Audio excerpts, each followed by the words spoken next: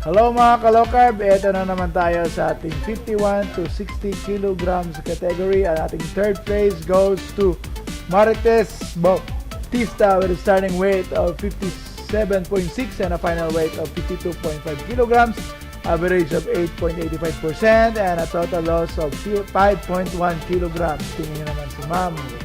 Ayan. Congratulations ma'am Marites Bautista. 57 to 52 kilograms. And ating second place goes to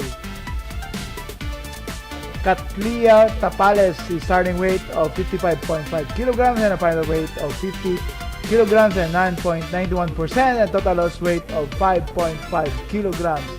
Tingnan nyo naman si ma'am, lumiit talaga yung bewang. Ito yung mga category na medyo maliit na talaga sila guys, pero nagpapalit pa.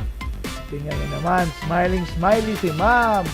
Napakasaya ni ma'am at siya ay nanalo ng second place. Congrats ma'am Tapales.